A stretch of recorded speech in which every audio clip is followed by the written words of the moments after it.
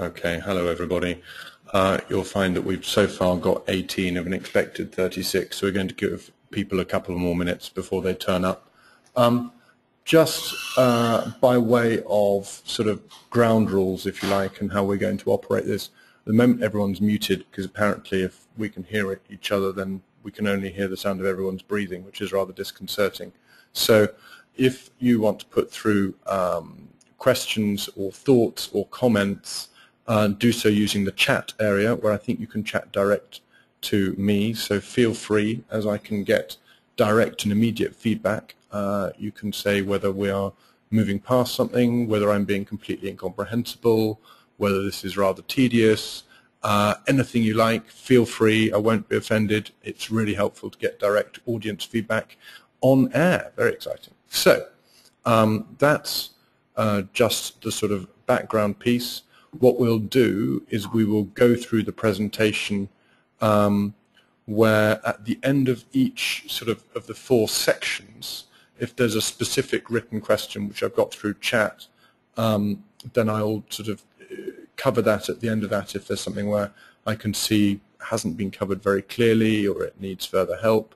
But basically we'll chunk through the whole thing and then we'll go through to questions. If you've got a question you want to ask, put something through on chat and then I will unmute you so that you can ask your question and we can go from there. Okay? And with that, we are, I think, good to go. So, it's Toby Eccles here, Development Director of Social Finance. Thank you all for coming along this afternoon. What we will go through today is a brief presentation thinking about the development of the social impact bond market and how it may emerge and some of the emerging issues and trends that we're finding at Social Finance as we try and do this work. I'm very much looking forward to your thoughts and questions at the end to find out how that fits with your own experience and expertise. So, turning through to the agenda slide, just briefly, we're doing this into 4 sections. We're talking very briefly a background on social finance and the social impact bond, and then looking at 3 different lenses, if you like, for understanding the social impact bond, maybe as a way of seeing where the different trends and movements and progress lie in terms of moving this model forward. We then move, if you like, into the meat of the conversation, firstly looking at adapting it to new social areas and some of the challenges and excitement presented there. And then, instead of thinking of it from the perspective of a social area, thinking of it from the perspective of the different stakeholders engaged, how does this emerging work start to impact on the activities of the investors in it, the potential commissioners of the product, and the service providers who will be providing the services to generate outcomes. So, turning the page, I realized that I hadn't been turning the page. I apologize to one and all. So that's the agenda slide, which I just talked through without turning the page, learning slowly.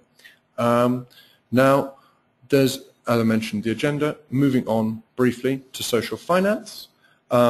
Just by way of background, we've been around for about 3.5 years. We are an organization of a mix of reformed investment bankers, as I like to say, and social sector specialists, really focused on finding social issues and social problems where there is a financial dimension, either because effective organizations in those areas are finding it very difficult to get sustainable revenue streams, or capital inflow and investment is not enabling organizations to flourish and grow. So we look at those sorts of problems to try and devise structures and raise money to enable better social impact and better social value in those areas. We're now about 23, 24 people, and the social impact bond, I guess, is becoming a key part of that work. So, just onto the social impact bond. What is it that we are talking about? We're talking very simply about a structure which is basically a contract with the public sector, in which the public sector commits to pay for a certain set of improved social outcomes. We use that contract to raise money from socially motivated investors in order that that money can be used to pay for a set of services from a range of service providers in order to have an impact on the social outcome defined in the contract. In the event that that's successful, that creates a payment for the improved outcome on the given target population, and that payment is used to repay investors for the working capital that they put into the model. So this, if you like, is a structural model which allows service providers to gain the revenues they need to work on an outcomes basis.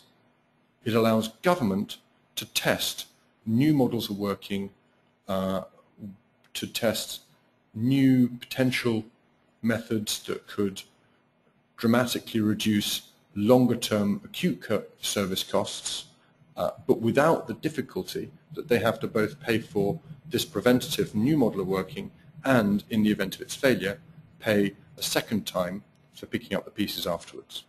So the model structure, if you like, the contract is held by the Social Impact Bond Development Agency or fund.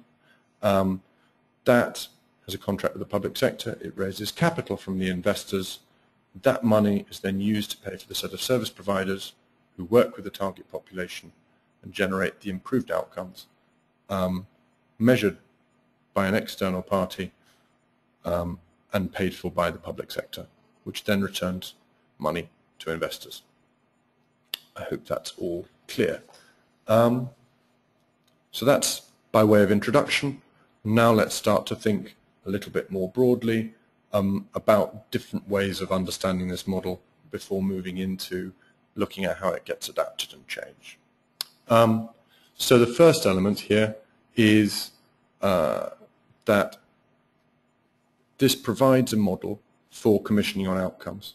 Now, for those of you in the audience who are commissioners of services or work in the government side, you'll recognize that the idea of commissioning on the basis of outcomes has been around for quite a long time as being a gold standard opportunity for improving public service. But there are two fundamental difficulties. One is that the outcomes take a while to measure, and therefore there is a working capital gap for service organizations who are not able to wait 1, 2, 3 years before getting paid. The other is that for those organizations working in this kind of way, they are often working in a complex environment with a range of other organizations, and they are therefore nervous that even if they do their bit marvelously, it's dependent on a range of others. So we've tried to solve both of those together by both allowing the contract to be held by a fund that can pay for a range of providers at the same time so that they can work together collaboratively to generate the outcome, and also for the fund to provide the service provider revenue in the intervening period so they don't take the working capital risk that they would find impossible. So the SIB enables commissioning on the basis of outcomes in a number of markets. The second lens that I just wanted to touch on in thinking about this market is thinking about the social economy overall. And I don't know how many of you have the privilege of an economist's background, but for those of you that do, you would look at this in a certain sense in this way and argue that a healthy economy needs two things. It needs a diversity of providers, and it needs a rational market discipline which enables those providers to be selected in a Darwinistic fashion for those that are successful and grow and do better, and those that are less successful and don't. What we see, if you look at the social economy at the moment, is that many would argue that whilst there is the diversity of provision, there isn't necessarily the rational market discipline not arguing, I hasten to add, that all those providing money into the social economy are not rational, but simply that the interaction between different forms of funding, whether it be grants that, for example, can be provided as a 3-year grant and thereafter no more money, regardless of how effective or otherwise the service is. Revenues from contracts, where often they are moving people or organizations away from their initial mission towards the wishes and issues of the public sector contractor, or donations, which can often go to stronger brands. In each of these, what you actually have is not just different market disciplines, but the interaction between them means that you have a plethora of small-scale organizations, very few large ones, and those that are large benefit from enormous benefits of incumbency. So if we want to move to a more effective social economy, one of the key drivers towards that is finding a market discipline that actually would be more effective, and outcomes would seem to be that discipline. In order to do so, one then needs to return to the other slide and solve some of the issues that one's seeing in moving to an outcomes-based model. Thirdly, and finally, another lens that people look at this work through is the lens of early intervention. And that is that the more we studied different social sector areas, the more we saw a common trend that government is required, often from statutory requirements, to provide the acute services, the services when things have gone wrong, when they are, prison places, hospital beds, all those sorts of services are required. Now, the, in quote, soft stuff, as I've had them referred to on occasion, all those preventative measures that are designed to keep people from ending up in prison or hospital in the first place, which may be extremely effective, are much easier to cut in difficult times. So what we see is a trend line away from such early interventions for the very simple reason that you cut them in hard times, that increases your need for acute service provision over time. That means when the budget cycle re-emerges, you then have less money available for early intervention, which means that there's less budget available, and back round and round you go, slowly squeezing early intervention. So we tried to put the social impact bond in place as a model by transferring the risk of failure of early intervention away from the public sector. We tried to create a model that could reverse that trend and which could drive investment in early intervention from the savings in the acute sector as those outcomes were generated. Okay, so those, if you like, are three different ways of understanding or thinking about this, which then drive, as we look forward towards future trends and activities, where we're seeing the potential for social impact bonds in the future. By the way, folks, I see that the chat area is thus far relatively blank, so if you do have questions or concerns, or you're bored and waiting for the next bit, do get in touch and provide thoughts and feedback for me so that I know whether I'm going too fast, too slow, or anything else. So moving on to thinking about new social areas.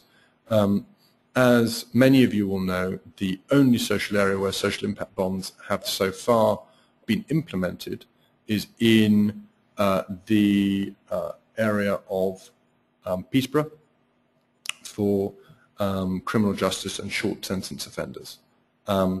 So what we now have instead is a range of other areas that we're looking at to put social impact bonds into. So moving to this, we have children's services as one example, where we're seeing very poor outcomes for children in care, half the prison population having been in care, similar types of numbers. And the question therefore is, can more intensive work with families, foster carers and others reduce both the numbers entering care and the numbers who are in stable family environments rather than institutions or care homes, and will that have an impact in terms of the outcomes of those young people?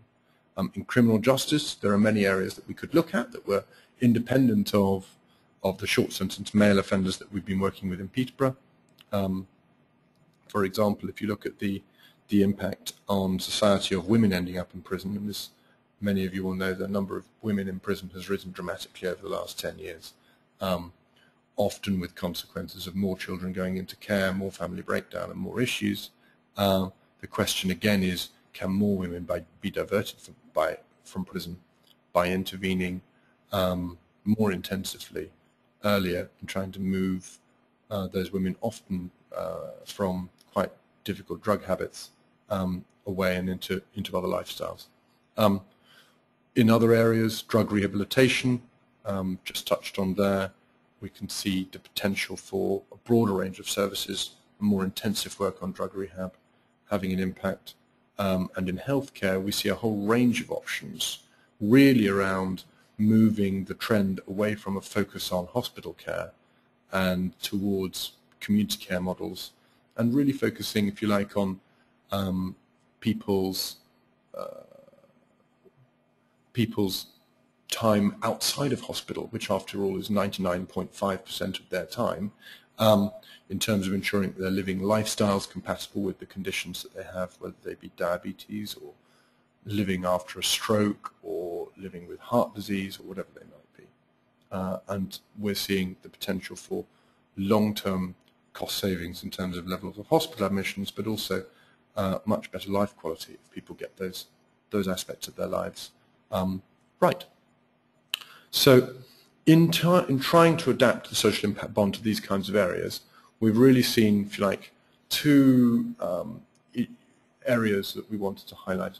One is issues for government, and the first and most obvious issue is that in terms of the cost savings to the public purse, the outcomes and benefits of working with a range of different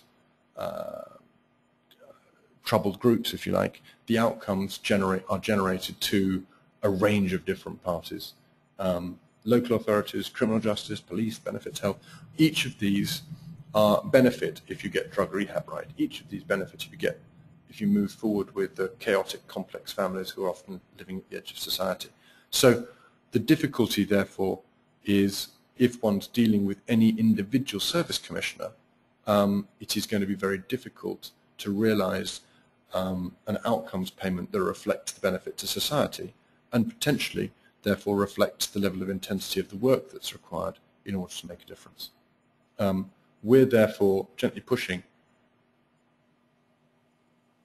for a temporary measure, if you like, of a central government outcomes fund to support local service providers or local commissioners.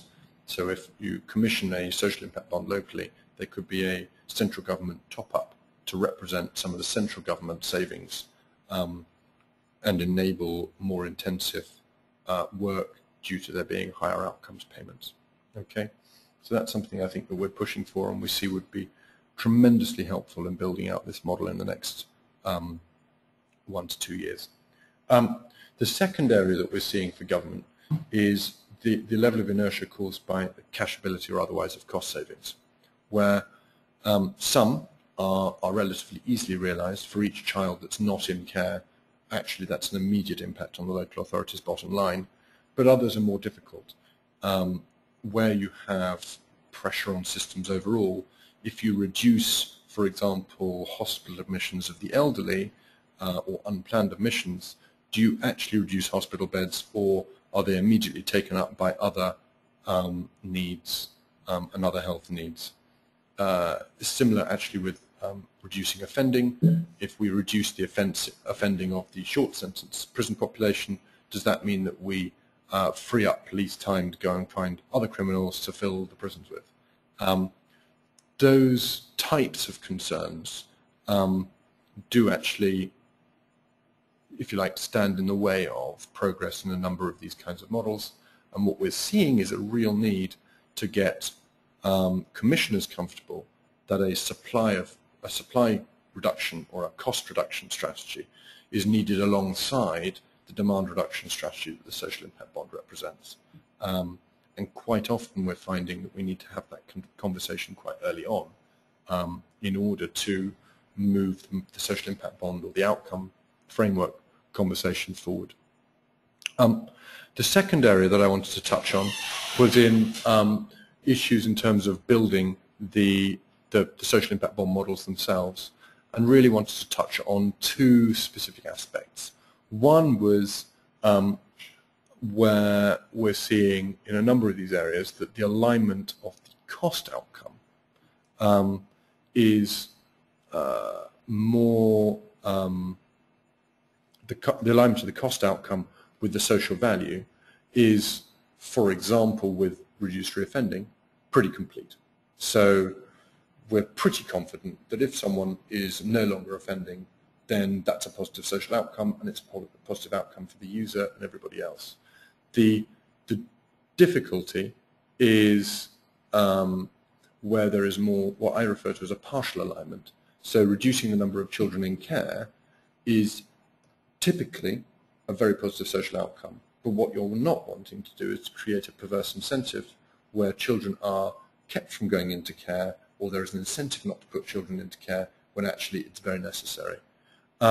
So in the event that one has that, what I refer to as partial alignment, we're seeing the need for bringing in a series of secondary measures in order to incentivize or to ensure that those incentives are effectively aligned.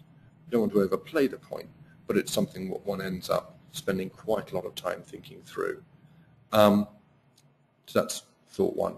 Thought two is that there is a scale and attribution issue. The scale issue is that as we move more into local authority settings, we are seeing the need to work with, or the potential for working with, smaller populations, often with more intense difficulties.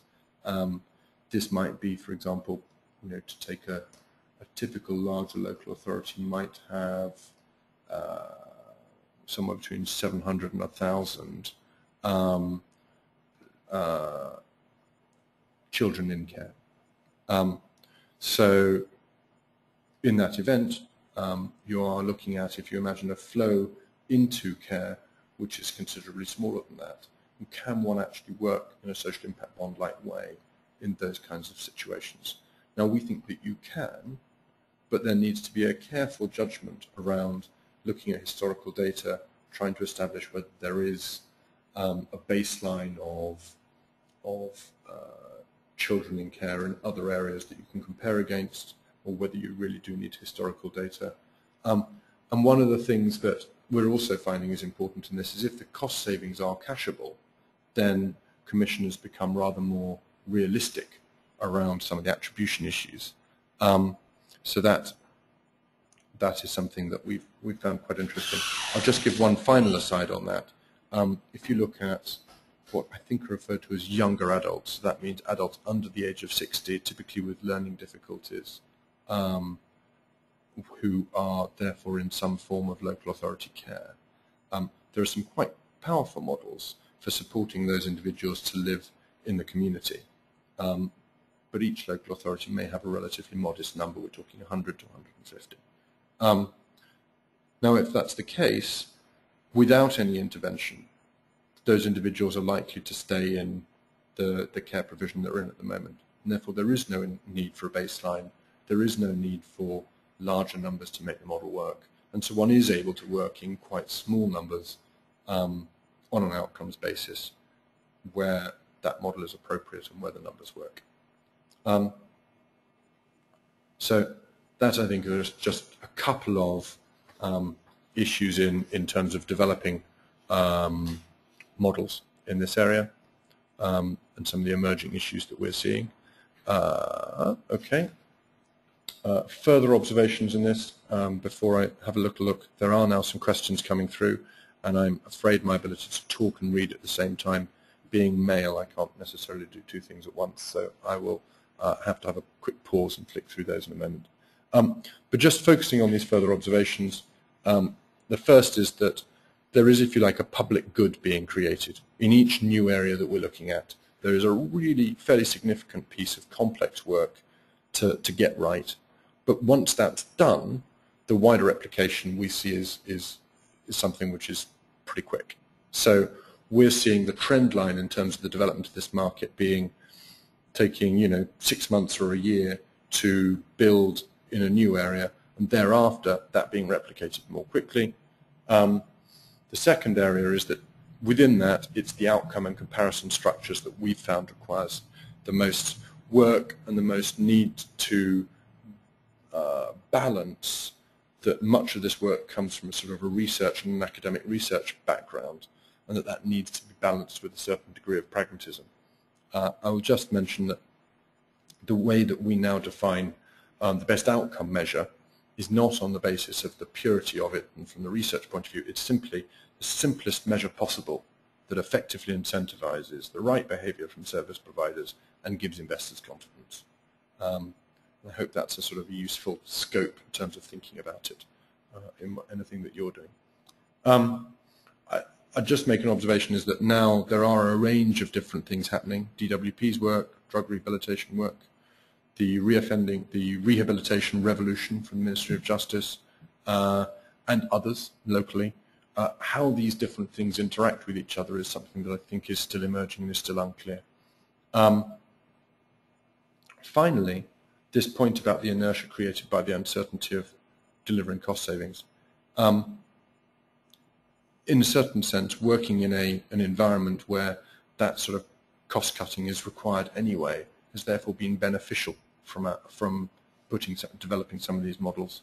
The only difficulty is that whilst that is the case, it also means we're working in an environment where many of our counterparties are feeling that their jobs are threatened, that there's a high degree of uncertainty in their environment, and therefore the support created by living in a cost-cutting environment and therefore more out-of-the-box thinking being enabled is mitigated to some extent by these concerns. So let me have a little glance at the questions. Okay, lots and lots of questions around. So all of these I think are ones that we can cover effectively at the end. So we will do so, and I will bring you in so that you can ask your questions. Okay. So moving on to the next element, which is following those further observations. I'm very nervous of making anything like a forecast in terms of what this market might look like and potential market growth. But what we've tried to do is just take some of the work that we're doing at the moment and try to think through where this could end up, with this focus that there is a high level of work required to get the first one off the ground in a given area, and thereafter there's a trend towards more rapid growth, depending to some extent on how many different commissioners there are in a certain area. So where you have a central government commissioned entity, certainly the growth will be slower, and where you have something where once local authorities see a precedent in other places, they will be in a position to take up the model and request the model more rapidly. As you can see, some of the numbers here look quite chunky. Our view is that clearly it's not going to necessarily grow in those markets in those ways because the growth of each of these is uncertain and unstable. But I think this does give you a sense of the market potential and the amount of work that there is to be done to support that range of local authorities, that range of commissioners in building these models as this technology starts to bed down and become more standard.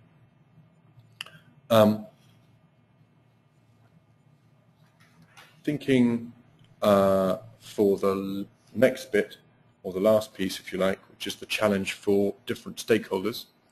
What we've done here is if you think back to the diagram, there are three fundamental stakeholders to any social impact bond.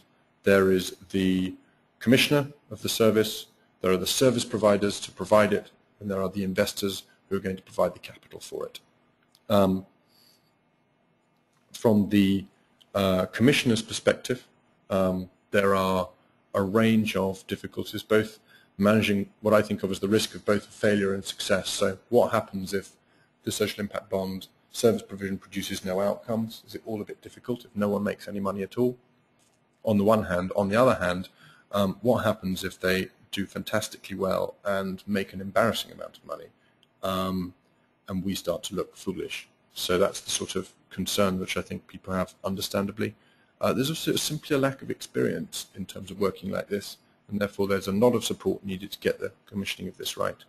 There's a wish to ensure genuine risk transfer, and working in an environment where there are significant changes happening at a local authority level in other ways. The service providers, there's a collaboration issue. If we're being full and frank about the social sector, what we've often found is people talk collaboration but also compete very strongly because they're in a low funding environment, and that makes people nervous. So that's one element. I think the other I will touch on a bit more is about evidence and design thinking versus evidence-based programs. And then I'll also touch in a little more detail around investors and the need to generate new structures in order to bring broader range of investors to bear. So let's begin with the issue for commissioners. And what you're seeing for commissioners is that they are moving away from what is effectively a model of assessing what services are required and then procuring them as cheaply as possible, through to a model which is defining and shaping the market by trying to assess, is it the service users who are best informed about what they need, or are there broader social outcomes that we're looking to achieve? If it's service users, then there's a model needed for allocating a certain amount of budget to each individual and a model for support to those individuals to help them spend that budget wisely. So moving the market away from being commissioner focused to being service user led. Or there's a process of valuing and outcomes and commissioning services according to those outcomes to enable greater adaptation and innovation in service provision. So both of those are a complete change in commissioner expertise and skills, and ones that are still emerging and still quite complex. So I just think that's an important trend to recognize whilst this market develops, that as the expertise in the commissioner landscape improves, so we will see more and more sophisticated version of this kind of product developing. Over to the service providers, and we're seeing two issues for service providers. One is that the model for intervention development is something which, again, I think is still emerging. Developing intervention models which are actually focused and driven by outcomes is not necessarily a new way of thinking, but it's an opportunity that people haven't necessarily had to do at scale. And we're seeing really two very, very distinct schools of thought. We see the evidence-based program people who typically have a very strong research or science background and believe in doing randomized controlled trials and being very, very careful and demonstrating quite strongly that if you don't do such trials, you quite often have no idea whether what you're doing is effective or not. They're very robust on that and very concerned about it. That's on the one hand. On the other hand, you have the service design framework, which is people who say actually what is needed is to really shadow and work and think through things from the service user's perspective, and not just ask them how service is, but actually go around and find out what life is like from their point of view and start to redesign one's services from a service user-centric point of view. Both of those models, I think, have got some really exciting aspects to them. They're both very data-driven. They both believe that one tests things and has hypotheses and so on, but they're actually, in a certain sense, not directly compatible. And I think as we move forward, building in the best of both of those models is something that we're very interested in, and something that if anyone in the audience has got interest or expertise in, we'd be delighted to talk to you about it. The second area, I think, for service providers, or second emerging expertise that's needed, is service provision integration. And the service provision integration is, if you like, something that we've found is much more the secret sauce in Peterborough than we'd been expecting. It essentially comes down to 5 different aspects. One is the contract management with government. Another is information management, making sure that all your service providers are working to the same database, are working from the same set of information, and then you're also not just getting input data on your target population, but you're also getting outcome data from government on how your target population is doing, so that over time you can build up a really sophisticated understanding of what's working and what isn't, and what's working for whom and what isn't, and start to adapt your services accordingly. There's technical assistance requirements service providers, there's performance management, and then I think the last bit that's maybe also worth touching on is what I call interface management.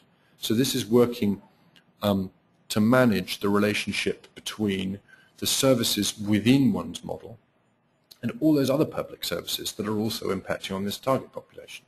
So actually, ex-offenders need access to mental health services, they need to sign up with a GP, they need housing, all sorts of other things, which are outside the scope of the model.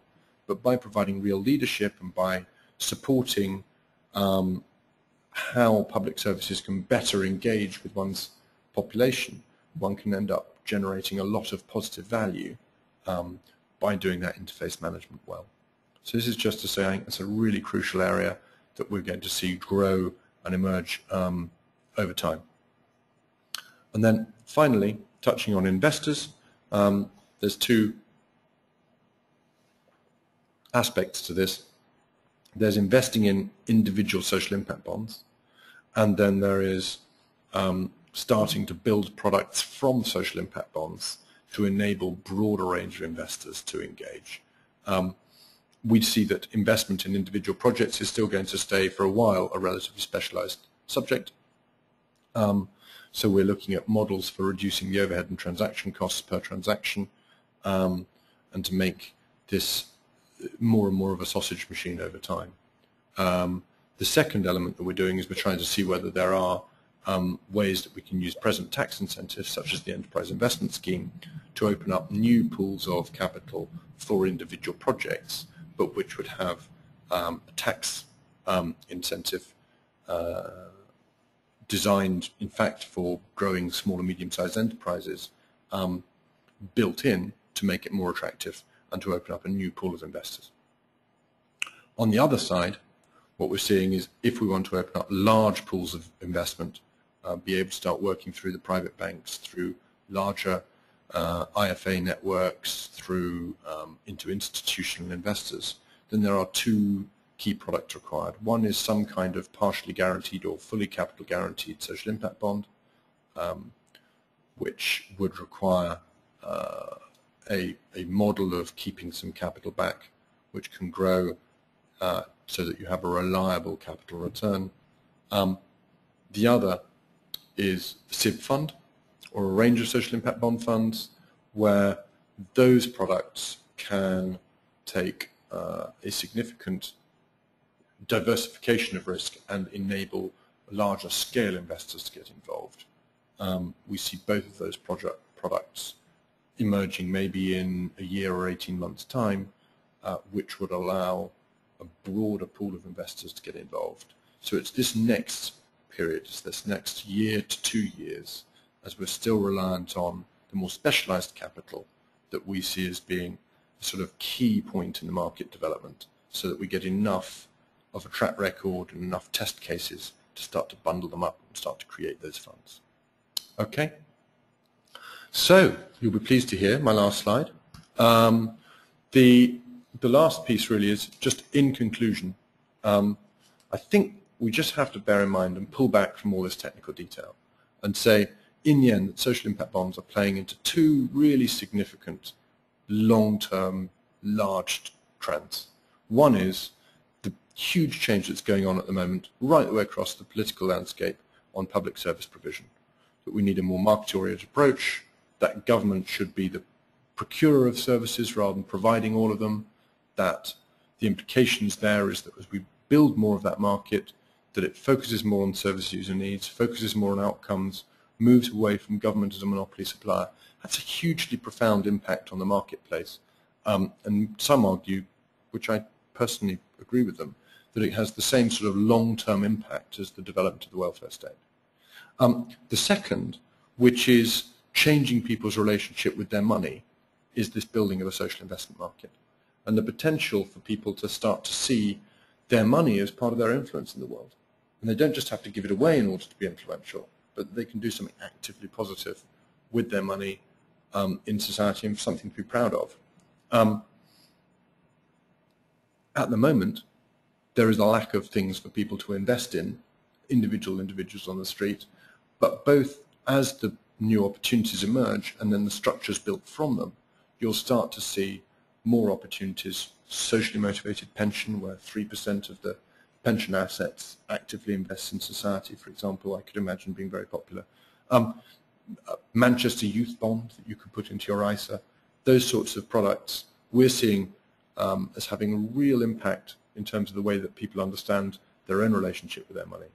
And so I think bringing those two trends together, there is an opportunity to support something which is quite profound and positive for society, but that it's going to take time and huge amounts of change across a whole range of different players in this marketplace. At that point, I'm going to pause and look forward very much to your questions. Now, there's going to be a small delay here whilst I try to make sure that I am successful in using the technology.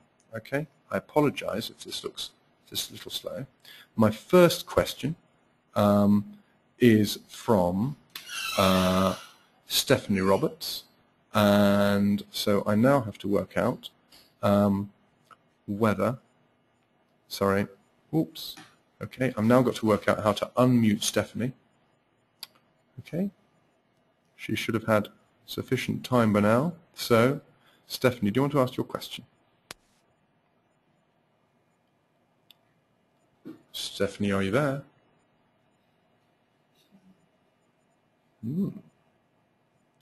Okay, apologies one and all. Stephanie may have been the one person who's disappeared. If that's the case, then I will move to Liz Riley. 1 second. Liz, do you want to ask your question? Hello. Hi. Hi. My question was, would it be possible to look at this from the other perspective? So, in other words, would it be possible, what you've been talking about is basically that the scope of the social impact bond still remains largely top-down, with a commissioner going through the centre and then commissioning services from a group and matching individual investment that comes in from outside that. Do you think the market would ever reach a state of maturity where it would be possible for a provider with a good idea to gather a set of investors and then have that backed by the government? I should say I ask this because we run parallel initiatives to what government programs do. We're not big enough to buy into government programs, but it would be quite nice to have some support and some ownership from government programs, even though, you know, we're obviously too small to go into the commissioning process. Understood. Okay, that's a very good question. My thought is that I think that is there. I think it's actually there now, in that there are a lot of commissioners out there scratching their heads trying to figure out how to improve things whilst reduce their costs. And I think there is an opportunity for service providers to make a very positive contribution to that thinking and be very direct about it. And when I have talked to commissioners, and we did some work recently in one local authority area, bringing together commissioners and service providers in a given area, and I think they had plenty to say to each other. Once that work started, and once there is progress being made in terms of moving the commissioners towards an outcomes framework that would also fit the service providers, the value that the service provider is bringing to the table, then there may be regarded as a conflict of interest whilst the model's being made. But no, I think there's already an opportunity for that. I think my view, because I've been exploring this for the last 6 months or so, is that it depends on very much where you look. At local level, in various parts of the country, there is interest, but nobody knows how to make it happen. Right. We work on employment, so our most legitimate contact would be DWP. Yep. Which was my former employer. I declare an interest. But within that structure, that is quite a monolithic structure, and there really isn't much capacity to get an organisation that size linked to an organisation of our size. We can have individual discussions, and we have very good individual discussions, but the mechanisms seem to be too far apart still. Yeah. No, I think that's. I think there also may be emerging value in talking to primes, but at the moment there is so much change going on in the work programme that you may have to wait 6 months for the thing to settle down. We are aware of that. I think it's it's just an interesting discussion alongside the work programme, which sort of goes some way towards this, but doesn't really talk about the additional value that the actual subcontractors could bring. Got it. Okay. Thank you very much for that, Liz. Now I am going to ask Kim Hailston if she has a question. One moment, please. Kim, fire away. Hello, Kim. Hi. Hi. Do you want to ask your question? Yes, thank you. My question was, are there any examples from other countries internationally of social investment bonds working? It seems to me that government departments will require quite a solid evidence base to become involved with this. Do we have any kind of evidence base from other countries? For example, with the work programme, that's the first time that this country's tried to work an Amy Dell switch with government departmental expenditure, and they're still really tentative about it, DP. So really, do we have any solid evidence to give other government departments that this can work? Got it. Okay. I mean, I think there's two separate questions, really. One is, does the model work? And then the second is there good evidence of interventions underlying that can be used?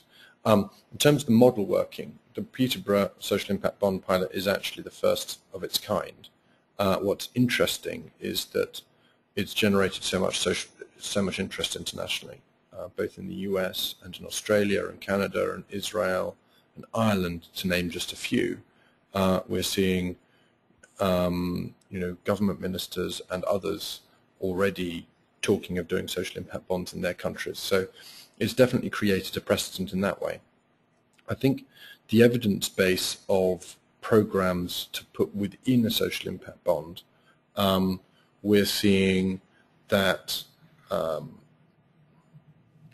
it's very variable, and one of the benefits to government of working in this way is that it encourages the development of evidence, and it also means that government is taking less of the evidential risk.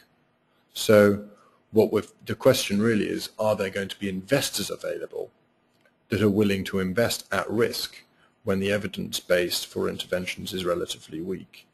And what we're actually finding is, particularly for hard or complex social issues, where there have been a range of foundations who've wanted to see better models in this area for a long time, there's actually a significant appetite, even if the evidence base is frankly quite sketchy.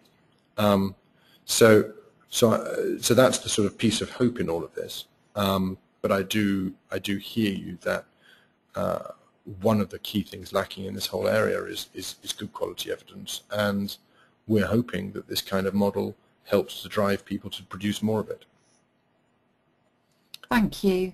And the issue around the fact that future funding, what the investors would be hoping would provide their return, would come out of future government department savings. Is that right? Is that what you're saying? Yes. As in the work programme? Yes. Yes. Right. And so there is no question that that is a really significant element to this, which is that government needs to become comfortable that it can actually make savings on the back of it. And we don't think that's going to happen everywhere at all times, but what we are finding is that we can find enough people to talk to who are willing to go down that route, that there's plenty to do. So I hear you that that's a serious issue for government, but I think more and more people are trying to think about how to cut costs across a range of areas, which is why we're finding that there is actually a sufficient conversation to be had. Thank you. Pleasure. Okay, next up is Justin Milner. One moment. Justin, far away. Can you hear me, Justin? Okay. Don't know whether he's got a microphone. We'll move to others, and then if we've got time, I'll come back to him. Okay, Jeremy Whittle is next up. Where's Jeremy? Jeremy, far away. Jeremy? Hello there. Hi. Hi. Yeah, my question was around, particularly for small organisations, how the SIB will be able to encourage sort of budding entrepreneurs. You've got a fantastic new idea. Everybody thinks it might work, but it's so far unproven, so therefore it's a high risk. How can the SIB sort of help that situation? So let me just understand that. This is where people have got a very specific, a new idea. How will the social impact bond help? Yes. Understood. Okay. I think that there's two separate questions here. One is, I think if you are, I'll give an example. There's an organization called Participle, working in Swindon, using a design model for working with chaotic families to really change and redesign services to engage with that traditionally very complex group. I think in that instance, where they're having both quite strong results and a very innovative model, I think they have got the potential for generating an outcome finance model from their commissioner in order to enable greater investment. I think in the broader, just individual organizations with a bit of innovation, I think the question is going to be, is it a big enough piece or opportunity for a commissioner to engage in order to commission that on the basis of outcomes? So if it's of that scale, then you're in one place, and I think that's where it can be helpful. I think the second, if you like, and this is therefore more as this field emerges, is going to be that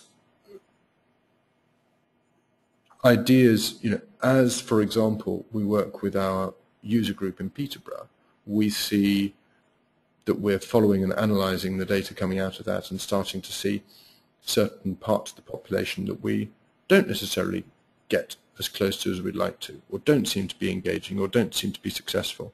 And at that point, we will be searching around for innovative models to work with those particular user groups. So I think that's a second way for it to engage. I think it's going to be, in these very early stages, the core of initial service provision in a contract is going to have some modicum of sort of background history and evidence base in order to be investable. But I think that over time the other elements will be brought in and will emerge. Does that make sense? Yeah, I guess so. I'm wondering then for that budding idea that maybe getting in on the back of a Peterborough model that's already existing might be a way forward then. I think that's right. I think also what one's starting to see and what we're hoping that will emerge over time with this is that grant funding to budding new ideas is going to have in mind that if they're successful, where they may be able to plug into these kind of outcomes models. Because we're seeing more and more of the foundations who are providing the grants are also interested in investing in the social impact bonds and will be pushing their best ideas towards the models with the view of trying to improve the outcomes and improve the return on their investment. Right, and then you get sustainability, I guess, through the in the long term. Yeah. That's good. Does that help? Okay. That's very Thanks very much, Jeremy. Okay. In terms, I just wanted to return briefly to Justin's questions because he doesn't have a microphone. He was asking, the first question he asked is, it's almost a truism, the earlier the intervention, the longer it takes for benefits to accrue. What do you think are realistic time horizons for payback on social impact bonds? And then the second question is, why can't you have a service design driven program development with the assumption that will be attached to a rigorous evaluation to build an evidence base? Both good questions. So on the early intervention piece, the realistic time horizon for payback we see is probably 2, 3, 4 years, something like that. So what you're looking for is either programs which can generate a cashable cost saving, a cashable saving in that sort of period, or models where you can find a realistic intervening outcome within that time period. So for example, you could, to take one example, language development at the age of 3 is a key, is correlated very strongly with success in primary and secondary school. And there's longitudinal studies to back that up. So you could have an intervention working, assuming this is that you were able to target 3-year-olds effectively, which would be difficult because they wouldn't have engaged with education yet. But supposing, for the sake of argument, you could engage with 3-year-olds effectively, you could design a model to support those 3-year-olds and design an effective intervention, and you could then test language development at, say, 4 or 5 in the first year at primary school to see whether your model had been effective and to generate an outcome payment. So I think there are ways of doing early intervention using social impact bonds, but you have to have a willingness to work with intermediate outcomes. In terms of the service design model as you just described, I think that's probably about right. There will need to be rigorous evaluation to build evidence bases around service design models. I just think that the whole notion that things need to be kept very tight around a programmatic fidelity is something that this social impact bond model is going to start to question if you're using real-time data to start to improve the experience for service users, because you'll be constantly testing where you're failing to get to people and trying to do something about it rather than saying we've got to stick with the program, we've got to stick with the program. So I think that's just a nuance in that particular debate. I'm very clear on time. We have 2 more questions. So I'm going to move to Jean Stewart Coxton and then Fergal de Clare. 1 moment. Jean, fire away. Hello there. My question was just, the model obviously is that the funding is there to support the provider while the outcome is worked on and hopefully achieved. What actually happens if the outcomes aren't achieved? I don't like to look on the black side, but things don't always turn out as planned. I'm a huge believer in looking on the backside. I totally understand. And the answer is simply they lose their money. Okay. So they don't get, do they get kind of partial payment for the work they've done, or? Nope. So they carry the risk? They carry the risk. And the reason for that is that Well, there's a number of reasons for that, but in part because you're typically working with smaller scale service providers who can't bear the risk. You may transfer some risk to the service providers. That's one of the reasons we're looking for capital guaranteed versions, because some investors will find that unattractive. Others are very focused on demonstrating a better model of service provision, so they're more motivated by the social value.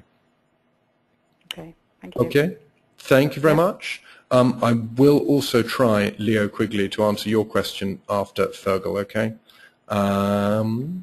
So, Fergal, fire away. Good afternoon. Good afternoon. I think you. Hi. I think you've probably answered my question, but just to put it out there anyway, the fact that there's only been one SIB so far, is this due to a lack of commissioners or a lack of interest on the commissioner side, or is it more on the funding and investment side? It's just simply the fact that it's at an early stage of development. It's more the last one. I mean, I think there is. We've also had a general election since we signed the first contract, and we've then had everyone waiting for where George Osborne is going to put his axe in the comprehensive spending review, and then after that we've had the blind panic of what to do about it, and we've had government departments producing their own green papers on how they're going to do payment by results. So it's really a reflection of the fact that one's working with government in a period of change, and one's trying to develop a very complex model at the same time. So I think, yes, it may appear to the outside world as if this is all being terribly slow. I think from our perspective, we're going to see more of these models emerge once the commissioners have got going. So, do you get a sense? Sorry to interrupt. Do you get a sense that that stage is reaching an end in terms of the government finding its feet? Yeah, and I think, but I think also just the process of building these things, Fergal, is actually quite a lot. So I would hesitate to make a prediction, you understand, but we'd love to be able to announce a new social impact bond or two, you know, either this side or the other side of summer. Great. Okay, thank you. Absolute pleasure. And last but not least, Mr. Leo Quigley. 1 second. Let's see if he's still there. Leo, fire away. We may have lost Leo. No microphone. Thank you, Mr. Leo Quigley. Okay. The question from Leo is, what different challenges do you see in the US market for social impact bonds? Which is a great question. So just briefly, in the US, I think there is, broadly speaking, the benefit. The benefits of in the US are that you have got bigger pools of foundation money, and that's fantastic. You also have